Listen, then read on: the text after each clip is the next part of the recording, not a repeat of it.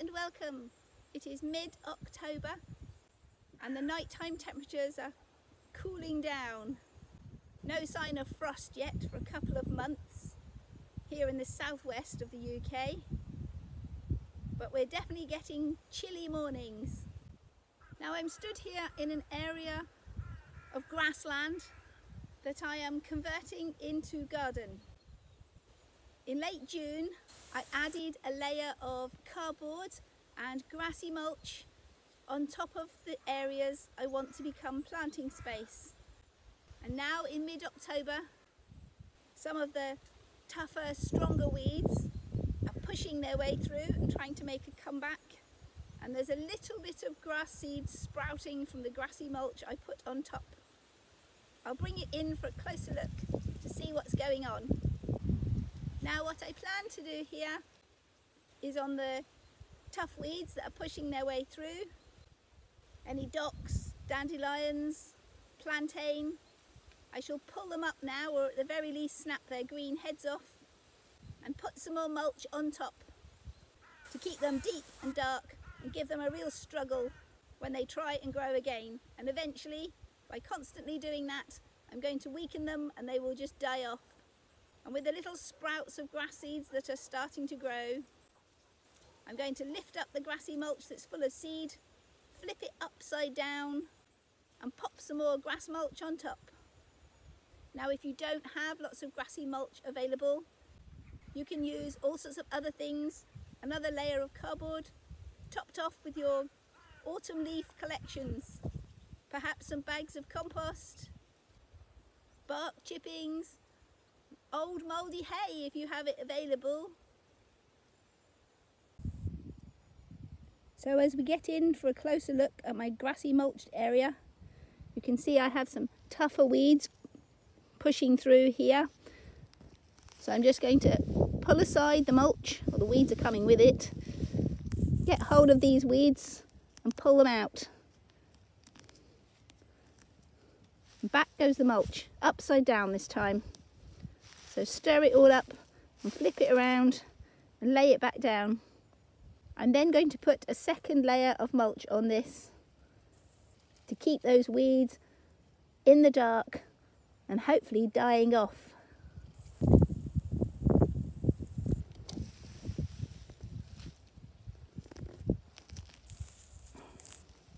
Oh, look at it down here. Lovely.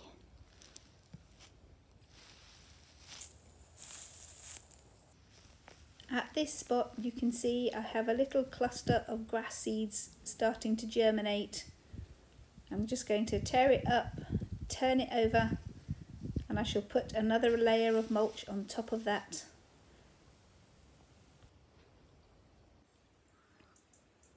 So in a few short months and a little bit of work, we've gone from this long grassy meadow to an area that will be workable as flower beds. I am so desperate to put spring flowering bulbs in here at the moment, but I really am trying to resist that temptation. As you see, there are still a few weeds trying to push their way through, and if I start planting too early, they'll get all mixed in with my plants and I'll be constantly weeding and trying to keep up with it in the future. So better to be patient now till it is fully cleared before I start planting new things in. I'd also like to plant my perennials first and get them established. It's much easier to see where they are. If I plant bulbs and then start digging holes to put in perennials, I'm likely to be digging up the bulbs I've already planted. So patience is needed, one step at a time. It's still quite early in the morning, but we're already warming up. So I've been stripping off the layers. Now up here in the pumpkin patch, a lot of the leaves are finally dying off with the chilly nights. But I do still have a surprising amount of lush green growth. Nonetheless, I'm going to harvest the last of the squash today. Any that I think have got enough ripeness to finish curing in the house. And those that are just too underripe, I'm going to put straight in the compost now. I have curry squash and butternut squash, and I harvested very early this year, about mid-September, because we were forecast a couple of weeks of constant rain, and we did get those couple of weeks of constant rain, so I'm glad I harvested the squash that I did. But I left quite a few large squash still on the plants, mainly because although they were a good size, they were still very yellow, and the curry squash should go an orangey colour as it ripens, and the butternuts start a pale stripy green and ripen up to a nice rich tan colour. If you harvest them too young, they just don't ripen. They also don't have that good rich nutty flavour that you want from a well-seasoned squash. So as it's getting colder and the plants are dying off, I'm going to see how many extra squash I have to add to my already bountiful harvest.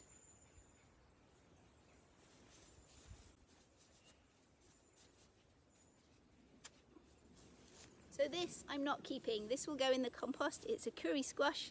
It's not very big, but that is not its problem. It's still very yellowy, and this stem is still very fleshy and healthy and wet. So this one's for the compost.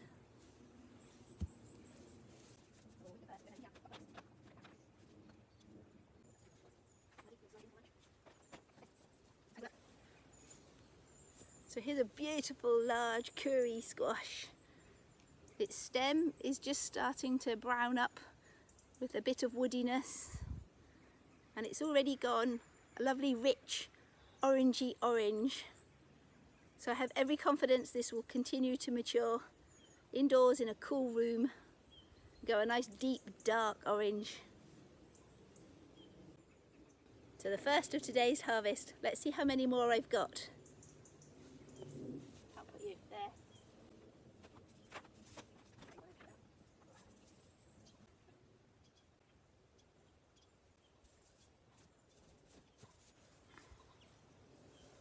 Now this one looks quite good here. We've got a bit of orange colour coming. I'm not so confident in it though. Yes, the stem is starting to brown, but we're still quite yellow underneath. So I don't know, might not make it this one. We'll see how many others I get and decide whether I'm keeping this or composting it.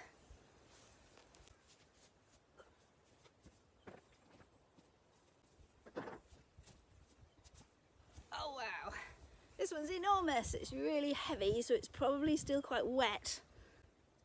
It's not as dark orange as I would like, but its stalk is starting to brown up with these woody stripes. So we'll see. Hopefully it will mature. Oh, it's also getting eaten. I see back here the slugs have been having a munch. So this is why I need to take them in. Not really because of the cold, but because of the rain we get. It's very wet here at the moment. We'll have a couple days of showery rain and a couple days of beautiful sunshine, and then some more showery rain. And the wet is what's going to do for them more than cold.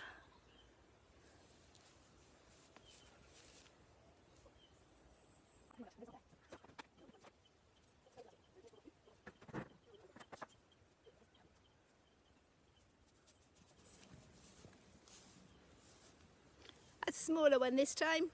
Now usually when I'm harvesting I will actually cut the stalk here and just cut the actual fruit from the vine, but as this is going to be my last harvest this year, I'm actually cutting into the stalk of the plant much further along. It'll give this a better chance of maturing properly off the plant, and as I'm pulling up the plants and composting them anyway, they're done for the season. Anything that was growing at this end doesn't matter anymore.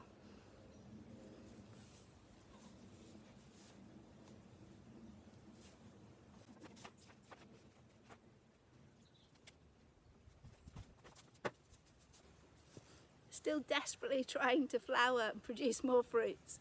It's far too late. Beautiful big butternut. Again, needs some more curing time on the shelf. but it's got a good colour developing, so I have confidence it will be fine. I've actually got more butternuts in amongst this lot than I thought I was going to get this year. When I did my early harvest, there didn't seem to be very many at all. And the few that there were small and very green. But that extra month lying in the wet grass seems to have done them the world of good. So I will get a decent butternut harvest after all.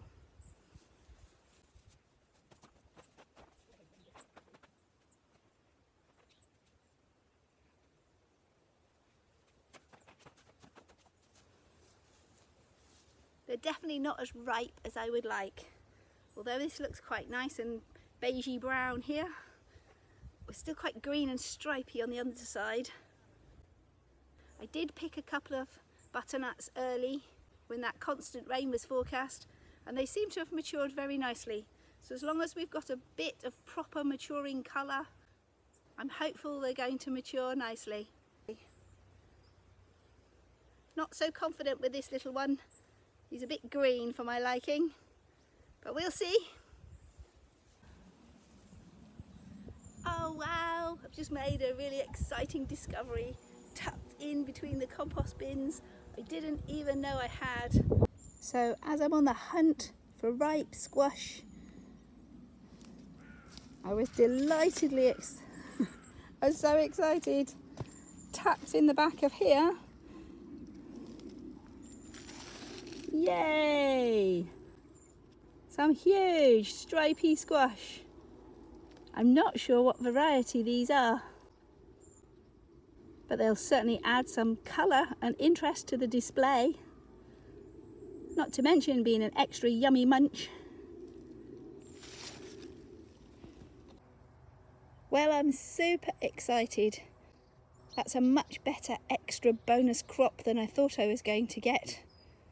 Lots of butternuts, when I thought this year I was probably only going to get 3 or 4.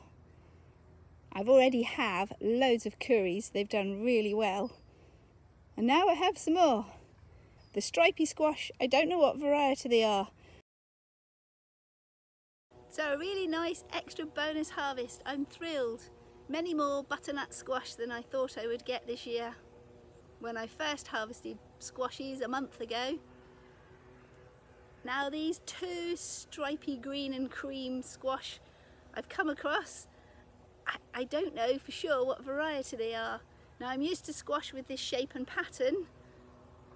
There's quite a few. Festival, carnival, sweet dumpling, something like that. But they're not usually this size. These are a lot bigger than I would expect any of those varieties to be. So perhaps it's a cross-pollinated seed from my own harvestings. It's got the characteristics of these squash, but have produced a larger fruit. I'll be interested to see what sort of flavour it has when it's cooked, and whether it's worth saving seed from to grow again next year. Okay, off to the polytunnel and see if there's anything interesting happening in there. Well, actually no. We'll have a quick look at the dahlias because they are still blooming profusely and looking amazing. So just across from the squash beds, I have my dahlias planted this year, and they have been looking splendid for months now. We're getting a little bit wind battered and a few of the stalks have blown over, but mostly they're still standing strong and looking wonderful. They could do with a bit of attention and deadheading. Now, as I'm in the south of the UK, there shouldn't be any risk of frost.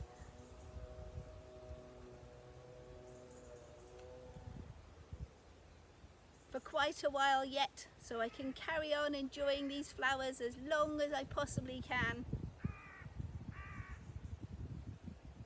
When the leaves of the plants start dying back with the cold nights,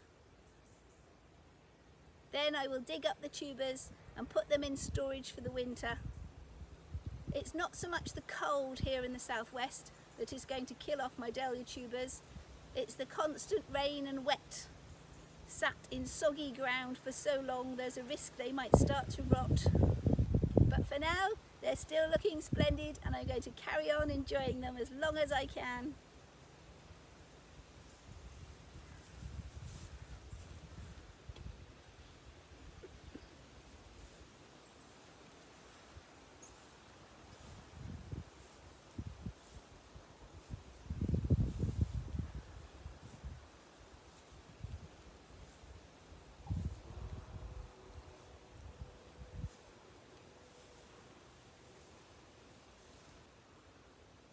Next year I'm planning to replant my dahlias into the areas of grassy meadow I've been preparing this autumn. Well, late summer and early autumn. Just outside of the Polytunnel, this variegated fuchsia is enjoying the cooler autumn temperatures. It was not happy in the belting heat of the midsummer sun, especially with our heat wave this year. Now it's cooled off and not quite so bright and sunny. It's looking wonderful. A splash of early autumn colour. Well, the Polytunnel is overgrown, neglected and in need of clearing. I'm still harvesting lots of tomatoes though. The fennel is recovering from the raging summer heat and starting to flower again. I like eating the flower heads like sweeties. It has that lovely rich aniseed flavour. Yum. So every time I come in here I always pick a few little heads and just munch as I'm walking around checking on plants. An extra little fruit bonus late in the season is this Solace plant. Now in previous years I've usually grown a large plant against one of the side walls, and like the tomatoes have this year, it ends up taking over. It's a big plant and takes up a lot of space. It does produce this late season little orange berries though, in their own individual little cases. This year I only have one small plant that I allowed to carry on growing. As you see, it's trailed out onto the path, so I only have a few fruits, but I shall still be enjoying the few that I get from this much smaller plant.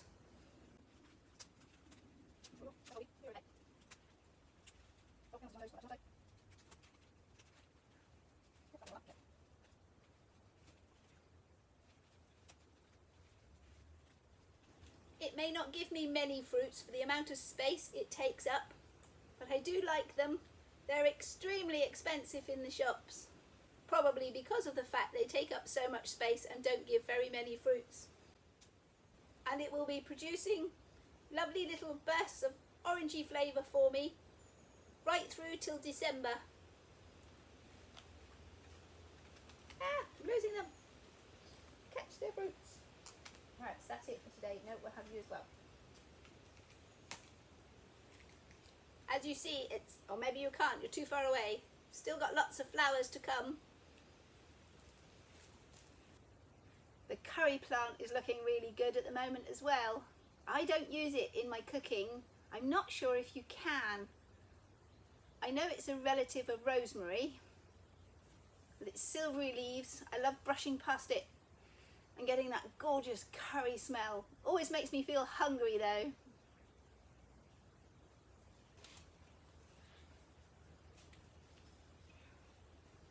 Earlier in the year, at very much the wrong time of year, I transplanted this persimmon plant from outdoors where it was not very happy to in here in the Polytunnel.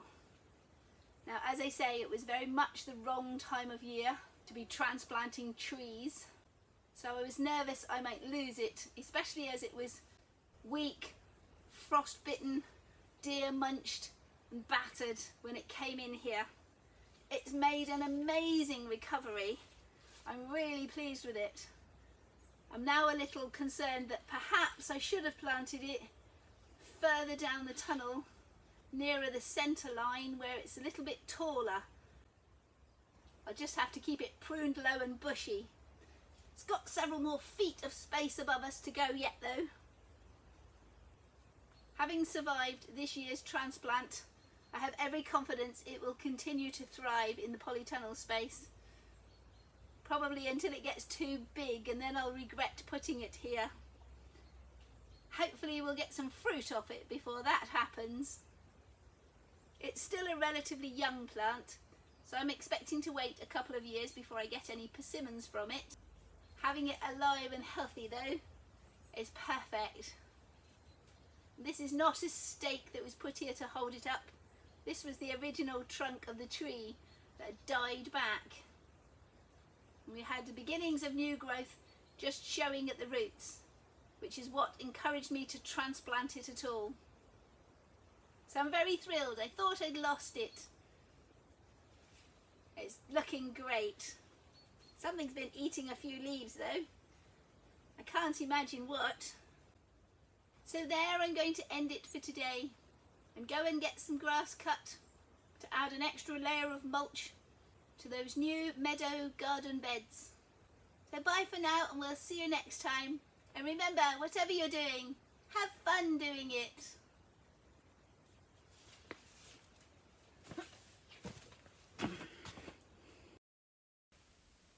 If you've enjoyed today's video, click that like button and let me know.